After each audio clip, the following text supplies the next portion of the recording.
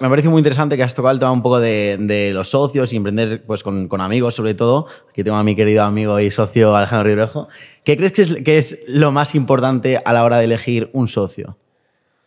Yo creo que hacerse las preguntas difíciles al principio es lo que todo el mundo posterga. Los socios, al final, todo es muy bonito cuando está empezando.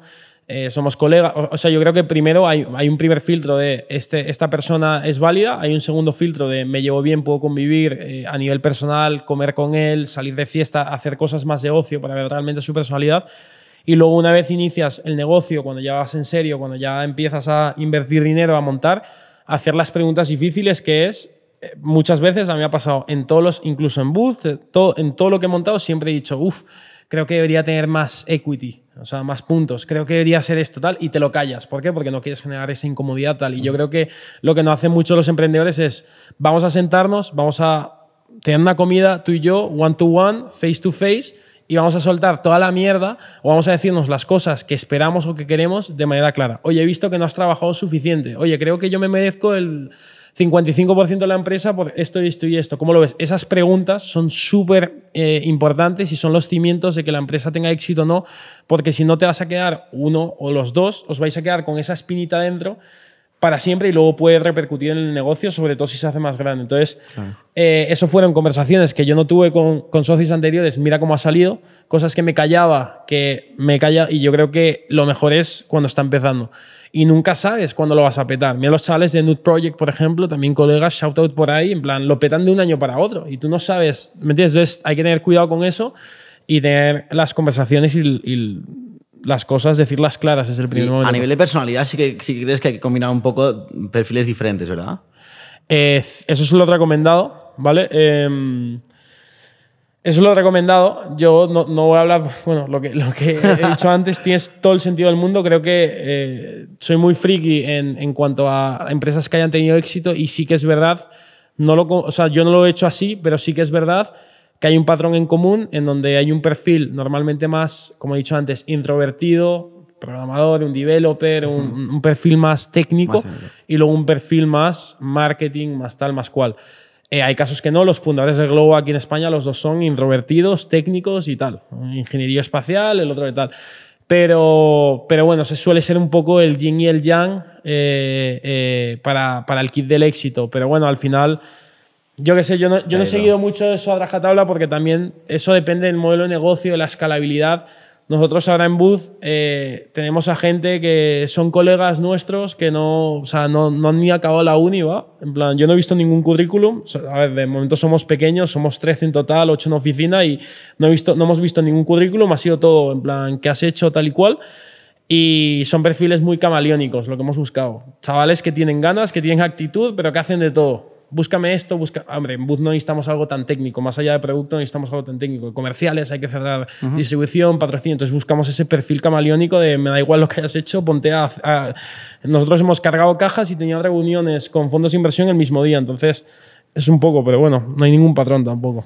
Sí, es verdad que, por ejemplo, a nivel de socios, yo sí que estoy contigo, Jorge, que como puedes encontrar muchísimos ejemplos, al final es muy difícil encontrar un patrón justo, concreto. Yo conozco a empresarios, como tú dices, los de Globo, que son súper técnicos, súper introvertidos. Los de Nude Project no les conozco personalmente, pero por lo que veo y por lo que me suena, yo creo que uno de ellos es un poquito más creativo, le mola mucho más la moda, el estilito un poquito más definido y un poco más la imagen. El otro un poquito más el coco, el marketing digital, visionario, dónde llevarlo. Pero sí, yo creo que fundamental. Lo que sí que hay un patrón concreto es que se lleve bien el uno con el otro, que sean honestos y que se puedan decir las cosas a la cara, porque eso es otra cosa que yo creo que es muy importante a nivel de emprendedor y de emprendimiento, que he visto que aquí en España pasa mucho más que en Estados Unidos, bueno, en Nueva York, porque a mí me gusta hablar de Nueva York, porque Nueva York no es Estados Unidos, pero, tío, aquí, por ejemplo, hablas con una persona, un diseñador gráfico de freelance, necesito esto, no me gusta lo que has hecho, te mando un mensaje todo ofendido. Hostia, tío, pues tal, no sé qué. En Nueva York es business, o sea, nada personal. O sea, esto es un trato de negocio. tú me haces esto, no me gusta, te lo digo a la cara. Aquí la gente como que se siente mucho más ofendido de todo y yo creo que a nivel de socios es muy importante decir, oye, tío, pues mira, yo pienso esto. Y que no te siente mal, porque al final nuestra relación va a ser la misma, pero esto es un negocio. Y lo bueno es que tanto tú como yo queremos que esto pete. Entonces, como estamos en común con eso, cuando yo te diga las cosas buenas o malas, es porque, joder, quiero que esto reviente. Estuve en un podcast hace poco, esto no es mío, ¿vale? Los mismos del podcast, porque me preguntaron un tema y tal, y me habían dicho que antes de mí habían entrevistado a uno de los fundadores de Blue Banana, ¿vale? La marca de ropa. Y en ese podcast dijeron, los de Blue Banana, que ellos tenían, porque son colegas como de toda la vida, en plan desde el cole, y se ven todos los días, creo que tienen como el mismo grupo de colegas, entonces hacen viajes juntos, en plan están todo el día juntos, va muy heavy.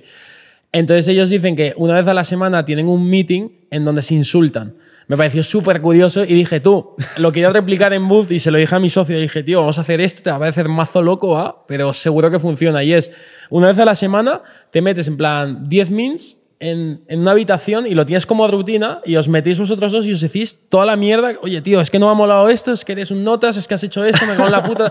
Y se insultan y tal. Y luego dicen que eso les ayuda como a canalizar y a estar tranquilos como tú, ya hemos dicho todo lo que te... Porque la ansiedad y la angustia viene cuando quieres decir algo y no lo dices y te lo callas. Entonces, pero si lo sacas tú y si encima lo tienes como un juego o como algo recurrente y no te lo tomas tan mal, me pareció como brutal el ejercicio. Bro, hacemos eso encima en live. Me gusta. Pues, y hacemos shows luego. Te digo, me gusta muchísimo. Me has dado una idea brutal. Y te digo, y lo podemos hacer incluso rapeando. Buah, ¿improvisáis y tal o qué? Estamos freeze y tal. Es que lo tenéis súper vasto con eso. Si tiráis free lo hacéis de loco. Hostia, batalla de gallos semanal. Una pelea de gallos aquí. Tú, pero pelea de gallos, pero a nivel empresarial, heavy. Claro, y sangre sucia. Es que el trípode, ¿qué tal? Que no sé qué tal. Se te ha caído el micro, el gilipollas, come la polla. Al 4.